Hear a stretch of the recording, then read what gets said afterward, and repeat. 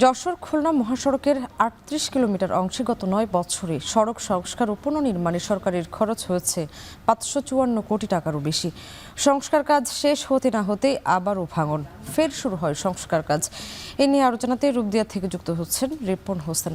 রিপন, জানাবেন সড়ক সংস্কারের দায়িত্বপ্রাপ্ত যারা আছেন তারা কি বলছেন, আর বারবার কেন এমন হচ্ছে, প্রশাসন কি জানিয়েছে?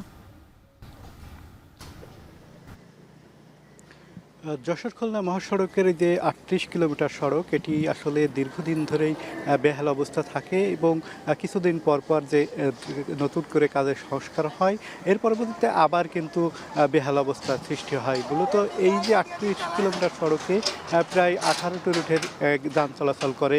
আপনাকে যদি একটু দেখাই ক্যামেরার মাধ্যমে, এই যে সংস্কার কাজ চলছে এর মধ্যেই কিন্তু যানজটের সৃষ্টি হয়। প্রতিদিনই যানজট লেগে থাকে এখানে এবং মানুষের ভোগান্তি বেড়ে যায়। এই সড়ক দিয়ে যারা চলাচল করছে, বিশেষ করে গাড়ি, তাদের কিন্তু বেশি সমস্যা হয়।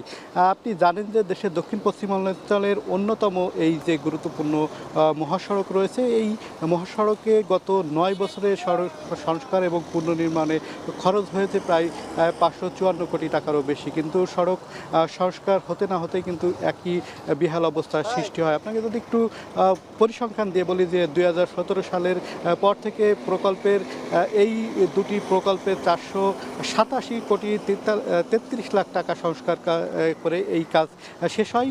কিন্তু পরবর্তীতে আমরা দেখেছি যে এই সড়কে আবারই বেহাল অবস্থার সৃষ্টি হয়। তারপরে আবারও দুটি পরিকল্পনা হয়, যেটি ৬৭ কোটি ১৯ লাখ টাকার সংস্কার কাজ এই ইতিমধ্যে চলছে। আপনার কিন্তু দেখা, সেই সংস্কার কাজ যখন চলছে তখনই রাস্তার অবস্থা আসলে বেহাল অবস্থায় রয়েছে, যাতায়াত করতে মানুষের সমস্যা হচ্ছে।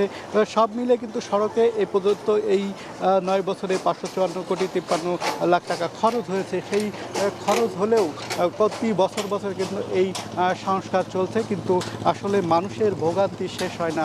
আমরা যারা গাড়ি চালক রয়েছে তাদের সাথে কথা বলেছি, তারা যেটি জানিয়েছেন যে এই সড়কে গাড়ি চলতে যেমন ধীর স্থির হচ্ছে, তেমন তাদের গাড়ির যন্ত্রাংশ নষ্ট হচ্ছে, পাশাপাশি দুর্ঘটনার কবলে পড়তেছে। প্রতিদিনই কোথাও না কোথাও এই সড়কে কিন্তু দুর্ঘটনা ঘটছে এবং গাড়ি তারা নষ্ট হচ্ছে। সব মিলে সড়ক সংস্কারে কর্তৃপক্ষ ধীর গতি রয়েছে এমনটি দাবি করছেন যারা এই সড়কে চলাচল করে। তো এই ছিল এখান থেকে আমার কাছে সড়কের সর্বশেষ খবর। স্বামী, যশোর থেকে যুক্ত ছিলেন রিপন হোসেন।